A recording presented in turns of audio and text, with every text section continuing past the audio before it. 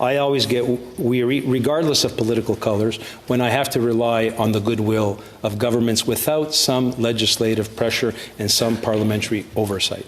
So I don't know if that answers your question. I hope the government does a better job at it than I do. Senator Brazeau. Thank you very much. And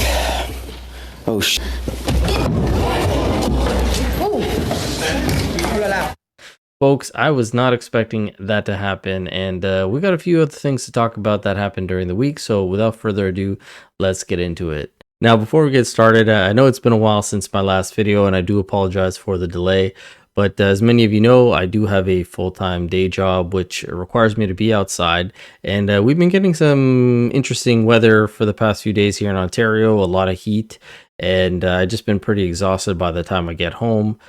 However, we are in the basement today. It's a lot cooler, so I figured, why don't we tackle some of the topics from the week?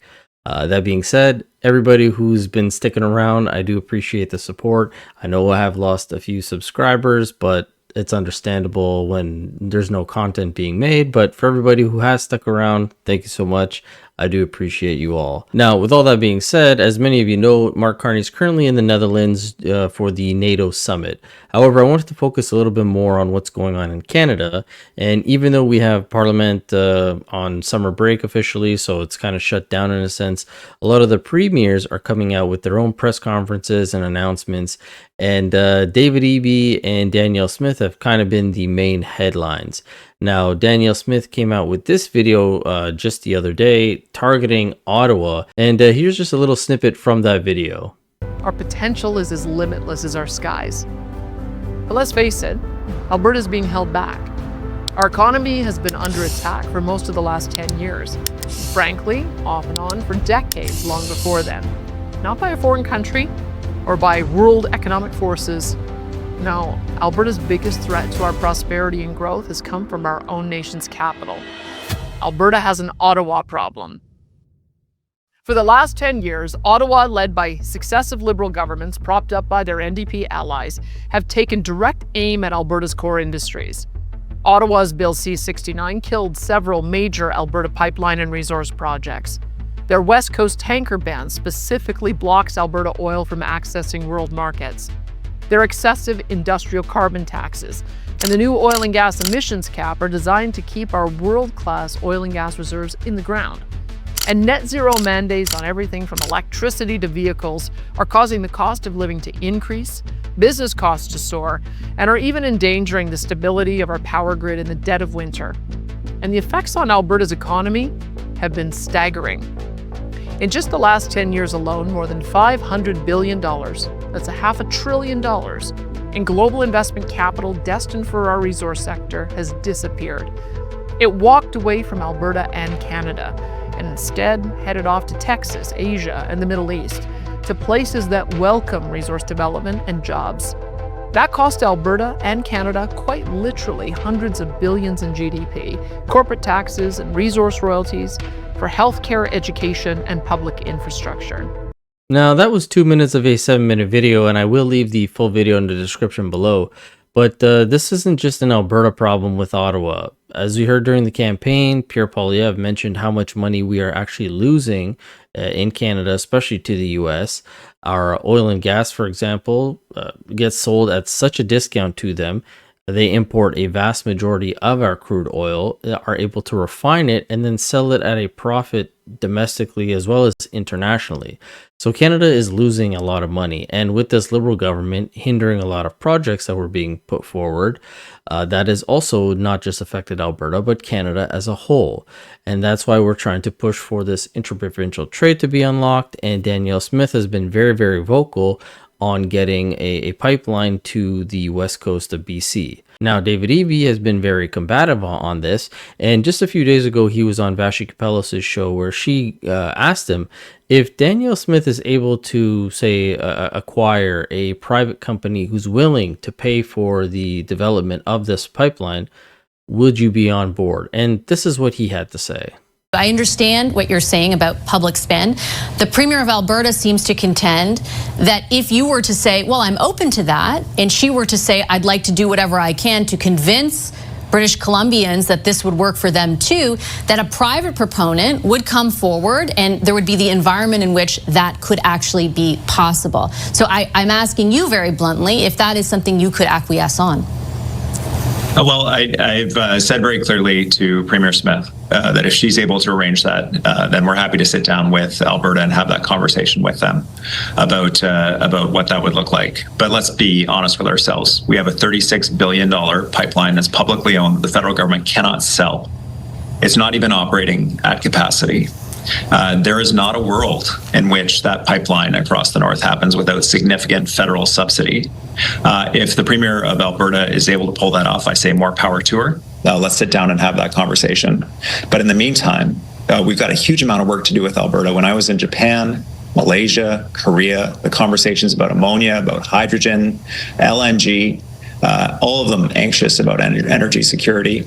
Huge work that we can do with massive private project proponents, huge investment in both of our provinces. I think this is where our attention should be. Now, I'm no fan of David Eby, as I find him to be very disingenuous, but if we do take him at his word during this interview, there's a few things that I want to point out. And he started by saying that he would be open to this pipeline idea if Danielle Smith was able to find some sort of private sector individual to propose it. Now, there was 2 articles that were actually written yesterday from the Financial Post as well as the Times columnist talking about this very thing. And this one from the Financial Post says Danielle Smith expects a new pipeline proposal within weeks. Smith said that she is in active discussions with major energy companies and that a line to the Northwest BC is the most credible and the most economic of all the pipeline proposals the private sector would consider. It then goes on to talk about something that she wants to bargain. Smith has called for a grand bargain that would see oil companies build large carbon capture projects in Alberta to reduce the industry's greenhouse gas emissions in conjunction with a new pipeline that would generate billions in revenue to help pay for it. Now, in the Times columnist, it gets a little bit deeper, and it says that Enbridge says it would pitch new Alberta-BC pipeline only under the right conditions. Danielle Smith has expressed confidence one or more private sector pipeline operators will come forward with a plan to ship oil sands crude to the port of Prince Rupert, BC, and to test the federal government's new regime to speed along projects deemed in Canada's national interest. Now, she actually had a press conference today where she talked about this because she was posed this same question. Why you're confident about a deal in the next 2 weeks on a pipeline? Thanks. I'll answer the first one, or the last one. Thanks. First, is because we've been in active conversations with many pipeline companies, and I feel like we're pretty close to having either one or a consortium come forward. And so I would hope that would happen very soon, because we need to send a signal to Albertans very soon and test the new process the Prime Minister is putting forward. This can't be a years-long process. That's why we want to get underway very quickly. So we'll have more to say once that becomes available. Now, that's something I love to hear, that she's going to be testing Mark Carney on what he says so that we can see if he's being legit or not. But if we go back to the article, it kind of quotes her on what she was saying. Then it goes on to say, Enbridge Incorporated is Canada's biggest shipper of crude oil with a vast cross-border network.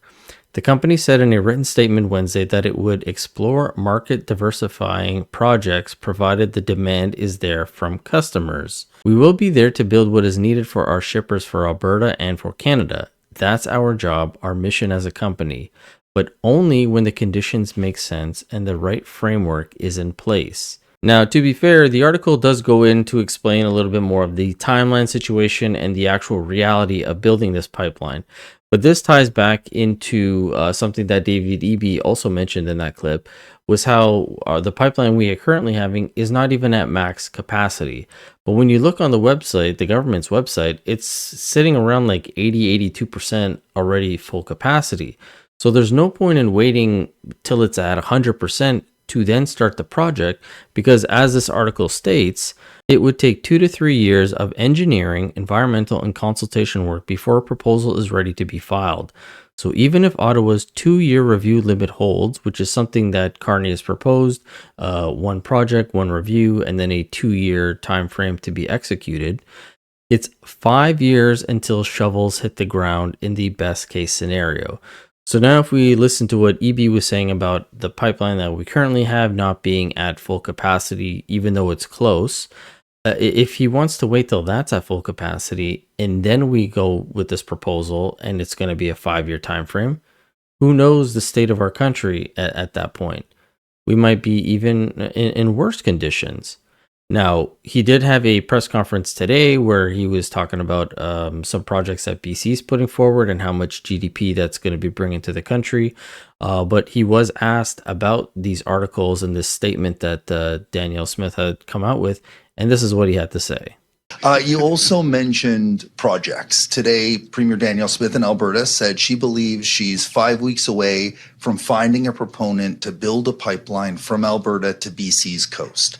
If she's able to find a proponent and that proponent pays for the pipeline in its entirety, would you support that bitumen pipeline going through British Columbia to a port in Prince Rupert? Well, Richard, I guess some of my frustration about this issue is that there is no proponent. There is actually no project here. I went through a list that reflects probably in excess of $50 billion of investment in Canada and in our country, where there are proponents, where they are well through or on the verge of being complete through environmental assessment processes, where support from the federal government will benefit not just British Columbia, but also Alberta and the Yukon. And I think that's where our attention should be, on the shovel-ready projects that are ready to go. And this is why I say that he is disingenuous, because he essentially put the ball in Danielle Smith's court, saying, if you can bring a private company or private source to us that'll be willing to do this pipeline, then we'll talk about it. She has now said that maybe within a few weeks, this will be a reality. And he's there saying, well, there's no actual proponent for this. There's no real project at hand. Let's forget about it. Let's focus on other things like the stuff that BC is doing. And this is something that was brought up when he was being interviewed by Vashi, and Vashi posed it back to him saying, well, why can't we do both? If the pipeline that we currently have, that he says is almost at full capacity, brings in 0.5% of Canada's GDP, why can't we do something like build another one that could also bring more revenue in, as well as the projects that BC is proposing? And this was his take. Why do you assume that federal subsidies would be needed? They were needed for the last one. Yeah, they were needed for the last one, but they haven't been needed for everyone. And to be fair, that pipeline is adding 0.5% to our country's collective GDP. Like, that is not nothing. No, and we have major projects in British Columbia and projects that overlap with Alberta that will have similar impact on Canada's GDP. But the reality is that there's a reason why there's no proponent. There's a reason why there's not a big private company that's advocating for this, is because the economics aren't there. And so it will require federal subsidy. If the Premier of Alberta is able to deliver it, then let's have that conversation. But I don't see that. I don't even see someone who's stepping forward with federal subsidy currently.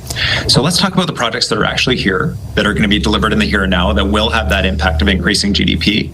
And a lot of that involves work that BC is going to have to do with Alberta and with the Yukon and with the federal government. Why is it mutually exclusive? Like, can't both happen at the same time? Like, can't the environment be created through, for example, Bill C-5, as the federal government is promising it will be, just passed late last week, in order to allow for the possibility of a private proponent? And can't also all the very valuable projects that you're talking about go ahead and increase the prosperity of our whole country? Like, why can't all of that happen at once? It can, Vashi, and that's why BC signed on with Alberta, Manitoba, Saskatchewan at the Western Premiers Conference for a corridor running from Manitoba to Prince Rupert for energy products, for electricity, for additional rail capacity.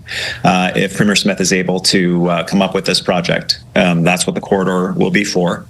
Count me as skeptical and count me as opposed to the idea of tens of billions of dollars of additional federal subsidy when we have a pipeline that is not currently at capacity in our province operating right now.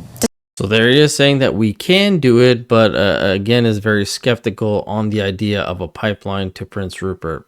doesn't make much sense there. But David Eby, again in today's press conference, kind of had a Freudian slip by saying, as he was making this big announcement about the new LNG projects that they are putting forward, bringing 0.4% of Canada's GDP in, versus what Vashi said, 0.5 from the pipeline. So yeah, it's very similar in terms of what it's going to be bringing into the country. But he made a Freudian slip at the beginning there, almost calling us the U.S. But particularly in the next few days, British Columbia will be marking the first cargo of LNG Canada shipping from the west coast of the the west coast of British Columbia.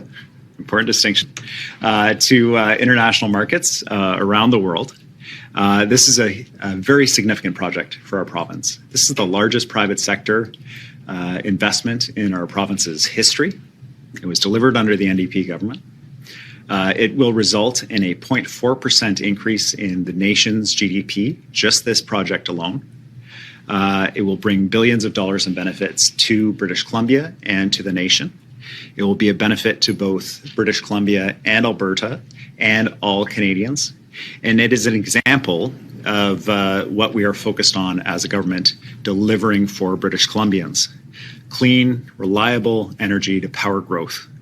Now, I'm actually quite happy with this announcement because it shows that we are diversifying ourselves from the U.S., which has been our biggest partner, and we are now shipping our LNG products internationally, which is great.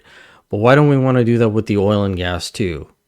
Danielle Smith and others have mentioned how Japan, China, India, South Korea, Greece, Germany, even I think the Philippines are all interested in our oil and gas.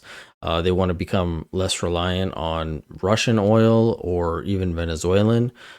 That would bring a lot more revenue to our country, especially in a time where now in NATO, they're trying to increase it from the 2% spending to 5%, which they've broken up in, I think, 3.5 solely for military spending and then 1.5 for infrastructure. But if that is the case, that's going to be like $150 billion extra dollars a year, which will then have to start cutting into a lot of the things that the NDP, David Eby, as well as the federal NDPs believe in. And this was something that David Cochrane posed to the NDP panelist, political pundit there. And listen to what he had to say. So, Brad, I'm making notes here in an orange marker. So I'm thinking about all those new Democrat voters that you and others like to remind me lent their vote to the Liberals in this election. Yeah. How do you think they're feeling about the idea of an increase of $150 billion a year in today's dollars and potentially squeezing out other government services, programs, or the size of the civil service as a result? That's going to be the debate in the coming short to medium term. Just to put it in perspective, because 5% sounds, oh, that's not too much. Mm-hmm. When you look at it, it's a nickel out of a dollar. Okay, fair enough. Currently, this fiscal year, the federal government is transferring, in all transfers to the provinces and territories, it's $103 billion. So this, our 3.5% commitment that he made today is larger than what we're transferring from Ottawa to the provinces for healthcare, for this Canada Social Transfer, for equalization, which helps provinces under a certain threshold make sure that they can provide services to individual Canadians, as well as the territorial transfers. So the easy part is today, being at the NATO building, signing, being on the world stage, having Canada fulfill its NATO commitment, and being part of the unanimous endorsement of this new target. So this is going to be tough because it's not going to be over the next 24 hours. It's going to be the difficult choices. It's going to be the budgets in subsequent fiscal years, unless he wants to tack it on to the larger deficit to borrow the money for this. He's going to have to make some difficult choices. And the biggest tickets from where he can take it is going to be in transfers that people rely on. So the interesting part will also be that the 1.5%, the dual purpose ones, the things like ports, roads. look for Carney to emphasize that aspect of the commitment today, because Canadians do want to see infrastructure improvements. Our ports are in desperate need of infrastructure. Our airports, ask anybody that travels, desperately needed. And the infrastructure to get to those big ticket things that he passed in C5. That is getting the roadways to the mines for things like critical minerals. There's going to be tremendous public support for that. New Democrats, it was interesting in that Angus Reid poll that Amanda referenced, over half of New Democrats support the 2%, but it precipitously drops off the minute you talk about more. So he's got a heck of a selling job to do in the near and medium term. Now, Brad makes a solid point, because $150 billion extra every year just for the NATO defense is untenable. And if we even listen to what Freeland said, she kept talking about fiscal powder being dry.